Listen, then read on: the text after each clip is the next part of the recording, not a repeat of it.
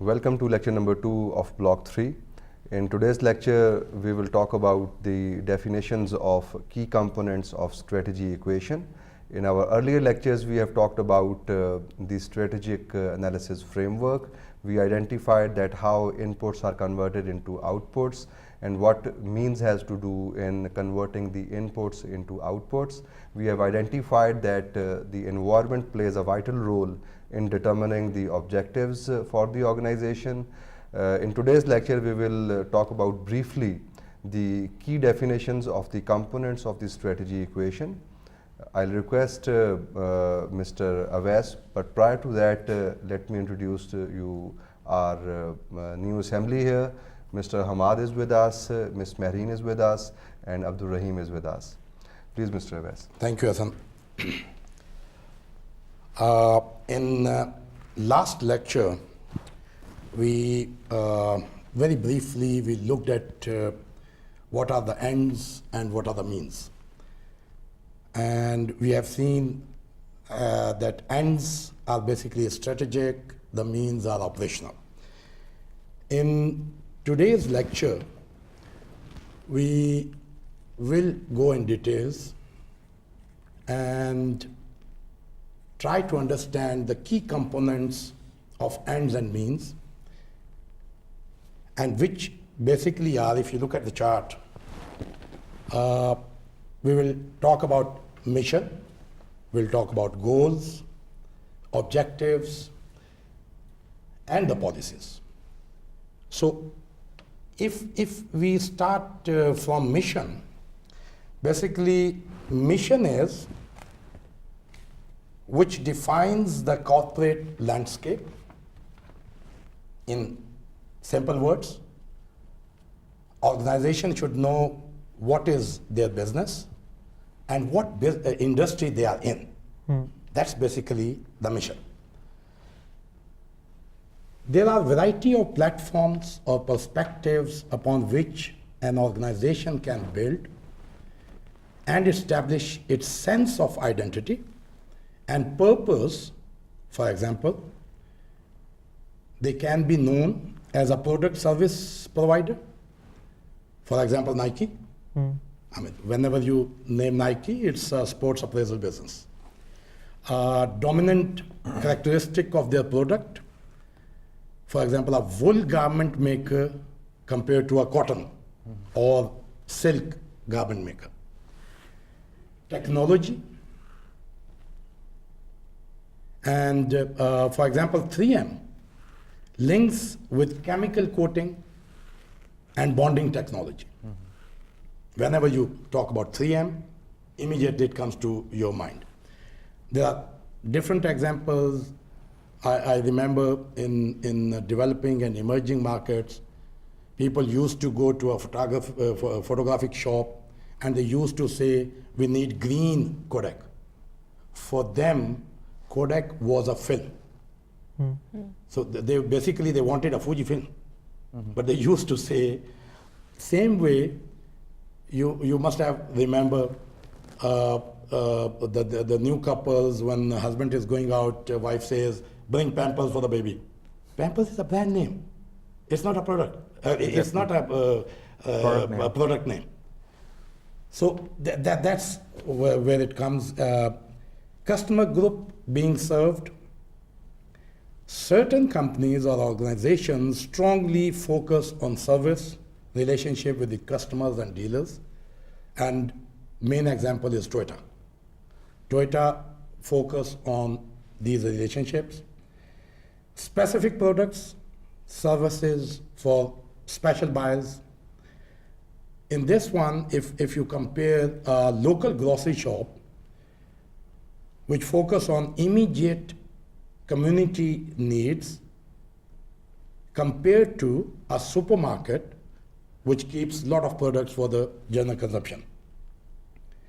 Customer needs and wants being met, technical institutions seeking a skill-centered education, Islamic University, specialized service within an industry.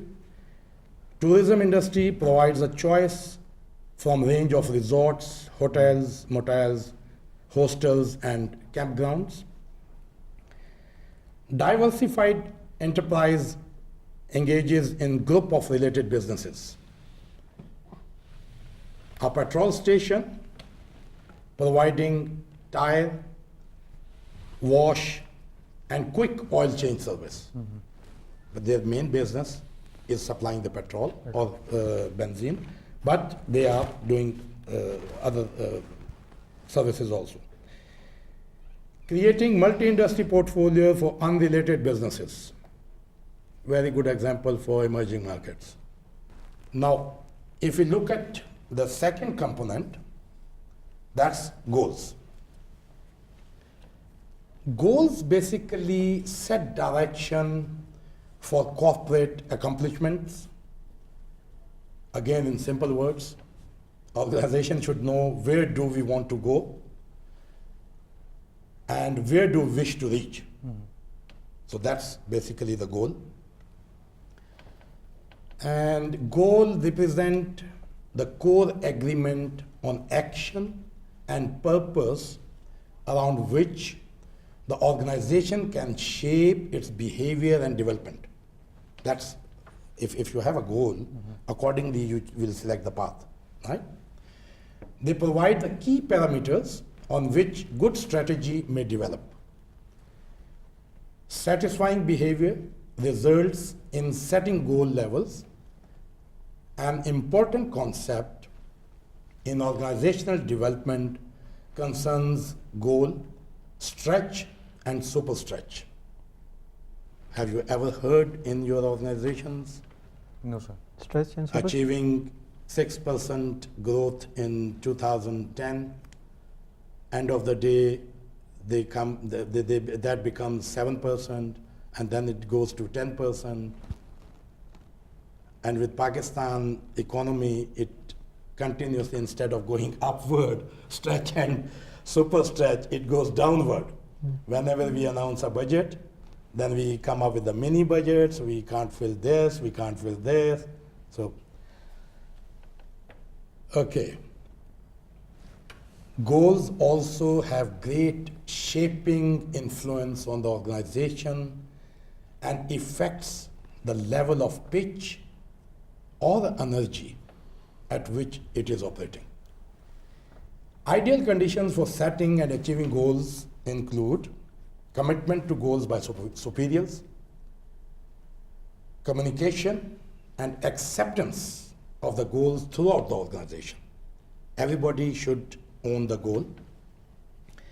Clear understanding of the implication of the goals for each individual and working group.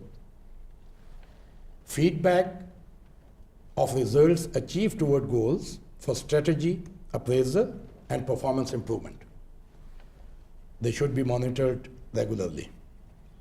Positive competition towards goal achievement to capture and deploy individual human resource agendas and energies. Goals are influenced and shaped by external and internal forces, and also the conditions. Goals are the integrating factor around which a consensus on corporate future can develop. Is it clear? You want to add something on this?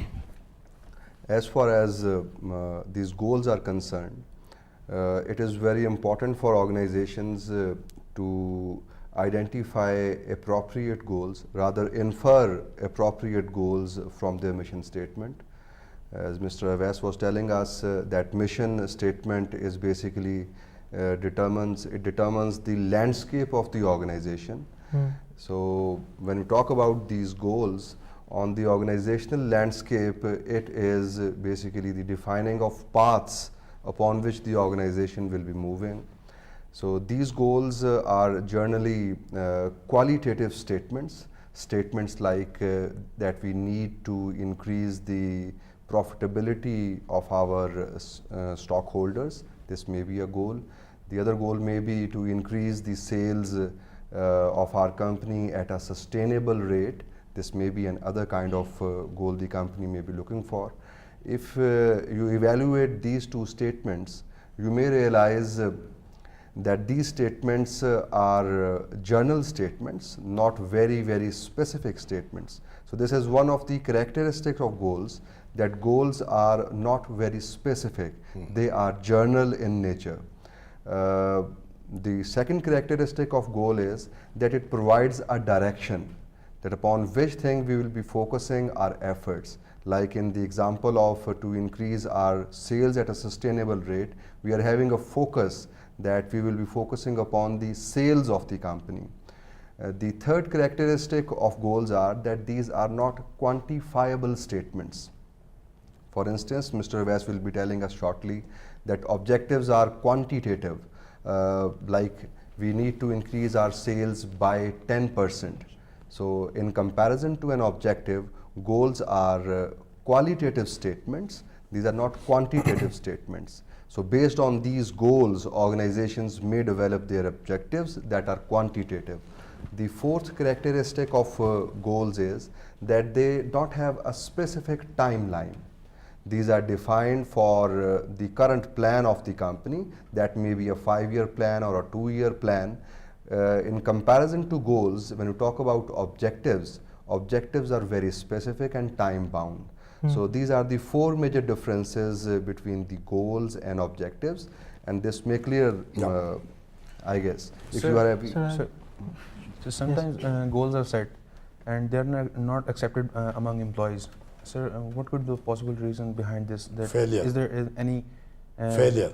The goal is fake. Will not be achieved. You cannot. Those times have gone when you treat organizations like primary schools. You cannot force a bounded labor in little bit mature industry. Immature industry or cultural boundaries might allow you to do that, to create a bounded labor. You ask people to work according to your wish and will, and you use a whim to get work done from them. But organizations in developing markets or developed markets will not able to achieve their goals if they are not being communicated to every single player. Every single player should know the goal. It should be communicated properly, and I say they should own that goal.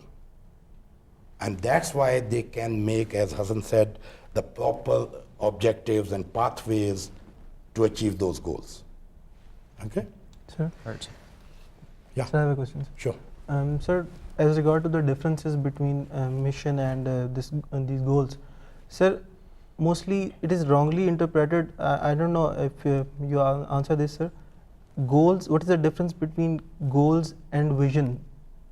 Goals and a vision statement. We know that mission statement is what we do, what our business is. I read that PIA has a vision statement that she will be the #1 carrier, flying carrier in 20-25 years time.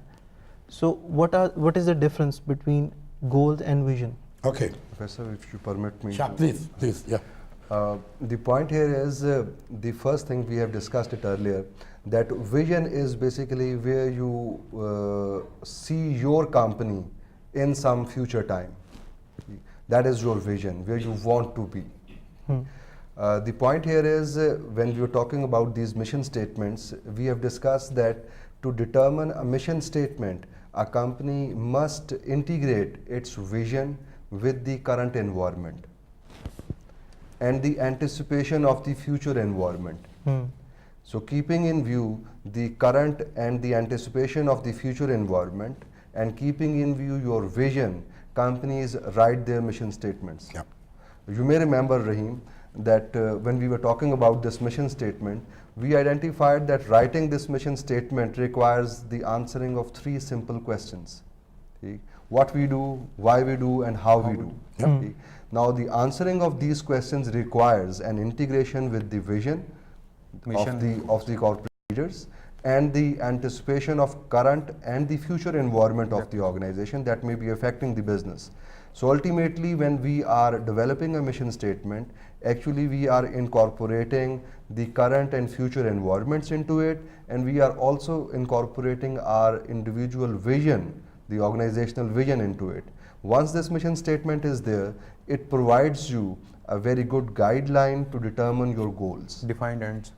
Sometimes, it is in general practice, sometimes organizations who are very well able to develop their mission statements appropriately, they may not need to determine their goals. They can go ahead straight away with the objectives. But this development of mission statement is a tricky thing.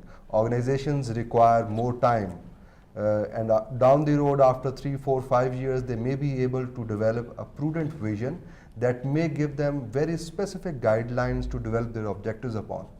So this is what I feel, the relationship between the vision thing and the mission thing and this goal thing. So we are tracking down from the vision thing to a mission statement that is a bit more specific in comparison to the vision, and then this mission is further specified if needed to convert it into goals, and then these goals are converted into specific objectives. Okay. Right. As far as PIA concerned, as Hassan said, see, in any organization, for the starting point, you might start from the SWOT analysis. You see your strengths, weaknesses, threats, opportunities of the market. You can start from the vision, or you can start straight from the customer point of view, what customer needs. Okay. As far as PIA is concerned, I personally feel if they have this kind of vision, then they need to do the SWOT analysis. They need to look at their strengths and weaknesses. They need to have proper goals. They need to have proper objectives, which we will come now. And I might able to answer you by end of this lecture, even keeping one example and fitting PIA in it. Okay? Right. Let's look at objectives. What are the objectives? Objectives basically defines milestones and targets for the goals. How you achieve that goal. Basically, how exactly do we stage the journey along the pathway to achieve the goals? Objectives are specific, as Hassan just mentioned. They are also action initiators. If you don't do anything, you won't achieve goals. Right. They operationalize strategic thought, convert it into measurable actions, and objectives should be strategic to the organization, action initiator. They should be specific, strong, and focused, and precise in expression, concise and easily understood, and widely communicated. Apart from providing traction for strategic action, objectives also provide a decision and action metrics around which organizational structure and culture can be built. Objectives also provide the decision points from which flow the performance, assessment, and evaluation data for the organization. In this respect, they constitute an important ingredient in the information system and control processes, and plays alongside and interact with critical success factor and KPI, which is key performance indicator. And lastly, look at policies. Policies are basically guidelines that attaches to both ends and means.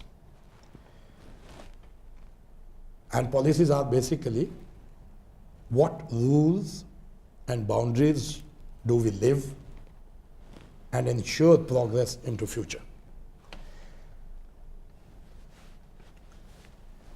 Policies are rules of choice and behavior developed to guide and direct organizational decisions.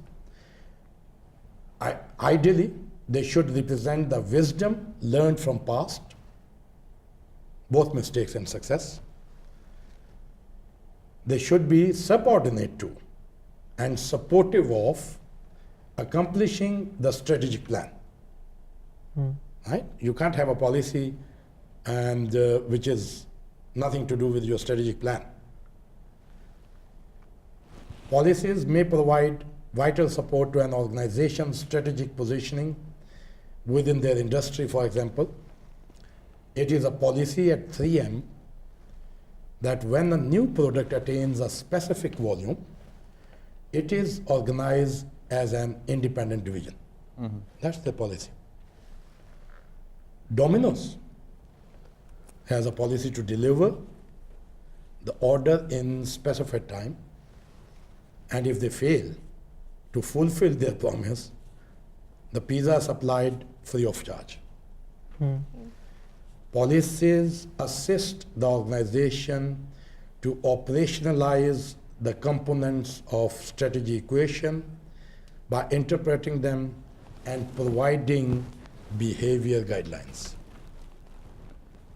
Right? Now, if you remember, in the last lecture, we have looked at an example of a restaurant, Indian fast food restaurant. They developed two strategies, one on quality, one on growth. We have seen their vision, we have looked at their mission, and then we have seen the path they have selected for both the separate strategies and external environment. When they were interacting with their operation, they took right decision on right times, all that to achieve the goal. If I look at that same chart of the World of India restaurant in the context of today's lecture, their mission was they wanted to be the world's dominant chain of restaurant. That was their mission. The goal they selected, they wanted to be leader in the Indian quick service restaurant industry. That was their goal. Now, to achieve that goal, they have selected a pathway and they selected some objectives. They wanted to open 20 new outlets per year to achieve that goal. They wanted to 5 new products per restaurant per year to introduce new products. To do all that, they wanted to spend 6% of their revenue on new product development and new restaurant openings. Now, how did they achieve that path? They achieved 18 new outlets per year instead of 20. But interestingly, they introduced 1 extra product per restaurant per year. Instead of 5, they introduced 6. And of course, they fulfilled 100% that commitment that they will spend 6% of their revenue to wanted to achieve. new products and new openings. By doing this, they become the leader. They achieve their goal. Now, your question was very interesting. Let's put a PIA on This map. the world of India instead of world of India. And instead of mission, let's look at their vision, which you said was, what was their vision? Said to be the number one flight carrier of Pakistan in 20-25 years.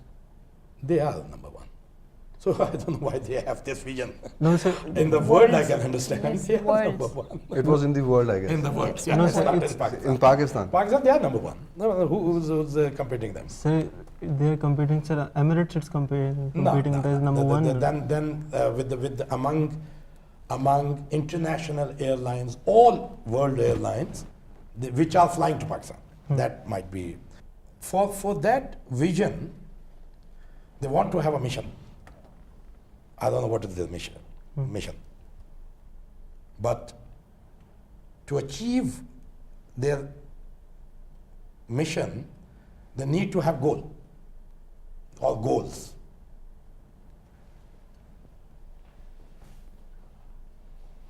If they want to be number one airline among all international airlines,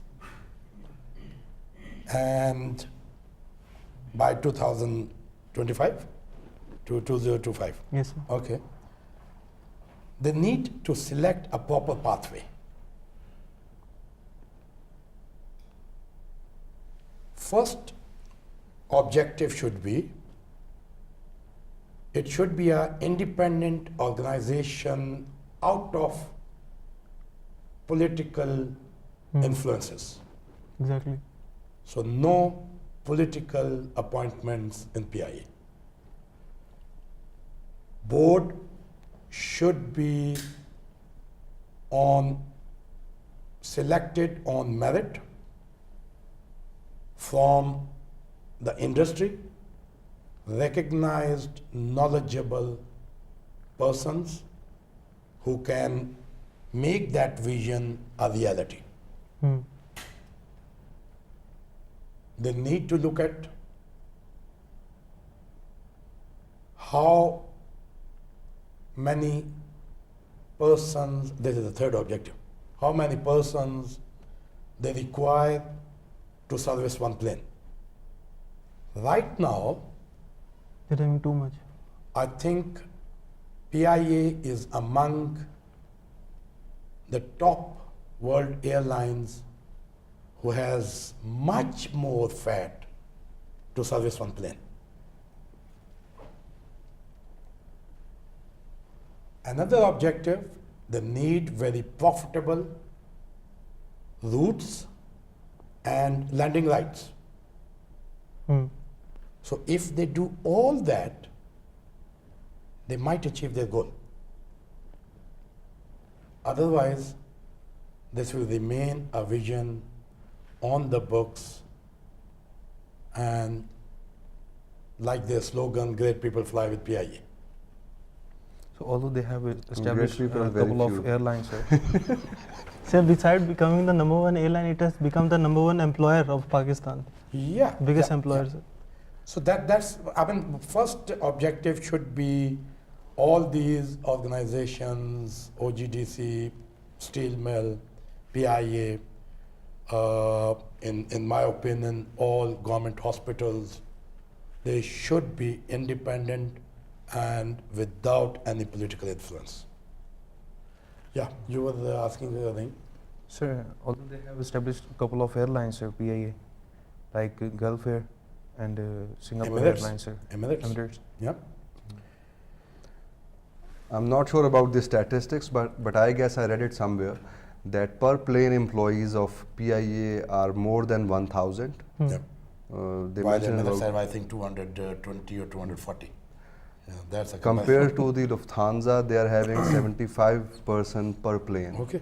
So So the PIA needs to develop objectives on identifying ways to reduce their cost. Yeah. Furthermore, they pay a huge cost in terms of damages when their planes stay there at foreign airports, and then they are not good at scheduling the fueling of the planes.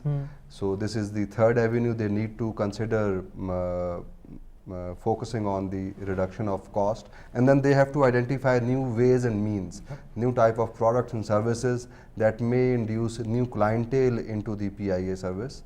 So this will increase their revenues. You have to remember, in the strategy equation, any change to any component Any element. or any element due to internal environment or external environment. Now, external environment, in fact, next block 4, we will look into external environment and we will go in details. So just to conclude this, I want to say any change in any of the components has to change all the components, right? To conclude today's lecture, we look at PIA and that world of India restaurant. I believe that in today's contemporary world, the organizations are required to keep their speed at par with the fast rate of change in order to survive. If they don't react to change, they will not survive. Hopefully, today's lecture has given you insight to map a good strategy which may help your organizations to redefine and reposition in a modified landscape. In the next block, we will look at general and specific landscape, external environment. Basically, we'll go into the external environment. And thank you very much for today's lecture. So Sir- in today's lecture, Sir, I have a couple of questions if I... sure. Okay. Okay. Sir, about this external environment, you were talking about the world of India. The same happened to McDonald's and other those fast food chains, that the advertisement was banned on junk food because they were not healthy. So the external environment changed rapidly for them. The revenues were cost down and cut down, and then they were, I mean, very stiff competition in that area about being a healthy food and a healthy food provider. So what the external environment changed for them, rapidly, the rate of change, do you think that they adapt to that changing of environment? It's a good question, but you have to look at always the ends and means, what we discussed, the strategy equation, the vision, the mission. And if I correctly remember, McDonald's never claimed that they are a healthy food supplier. So they are whatever they are supplying.